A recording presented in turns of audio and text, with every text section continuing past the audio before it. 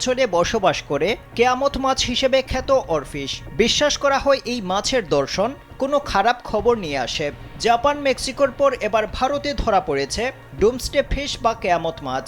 দেশটির তামিলনাড়ু উপকূলে জেলেদের জালে ধরা পড়েছে এই বিরল প্রজাতির মাছ। বড়সড় ইস্পাতের চাবুকের মতো মাছটি ৩০ ফুট লম্বা। অদ্ভুত দর্শন, এই মাছের শরীর যেন রক্ত মাংসে গড়া নয়, বরং চকচকে কোনো ধাতু দিয়ে তৈরি। অস্বাভাবিক বড় বড় চোখ ভয়ের উদ্রেক করে। ভিডিওতে দেখা যায় জেলেরা মাছটিকে ধরে নৌকায় তুলে পাটাতনে সাজিয়ে রেখেছেন। সেই দৃশ্য ক্যামেরাবন্দি করা হয়েছে।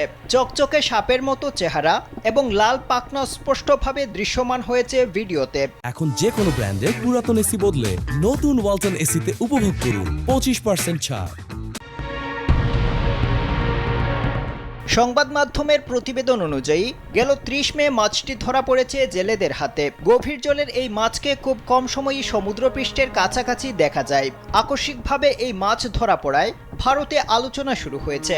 জাপানি পৌরাণিক কাহিনী অ্যাটলাস অবস্কুলার মতে গভীর সমুদ্রে বসবাস করা অরফিশকে উপকূলের অগভীর পানিতে দেখা গেলে তা ভূমিকম্প কিংবা সুনামির পূর্বসংকেত হিসেবে বিবেচনা করা হয়।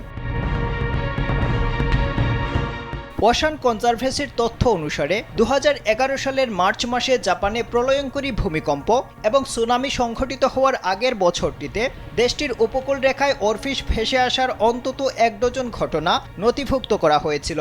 জানা গেছে, ভূমিকম্পের আগের টেকটনিক আন্দোলন অরফিশের মতো প্রজাতিগুলোকে মারাত্মকভাবে প্রভাবিত করে।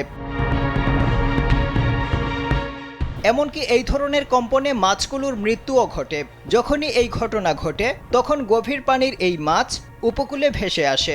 ডুমসডে ফিশ বা কেয়ামত মাছ হিসেবে খ্যাত অরফিশের সঙ্গে মানুষের সাক্ষাৎ খুব কমই ঘটে, কারণ এই মাছগুলো সমুদ্রের এত গভীরে থাকে যে সেখানকার বাস্তুতন্ত্রে মানুষ সহজে প্রবেশ করতে পারে না। ফলে এই মাছের সম্পূর্ণ রহস্য এখনও আবিষ্কার করতে পারেননি বিজ্ঞানীরা। হঠাৎ করে ভারত উপকূলে এই মাছ ধরা পড়ায় দেশটিতে সুনামি এবং ভূমিকম্প নিয়ে আলোচনা শুরু হয়েছে।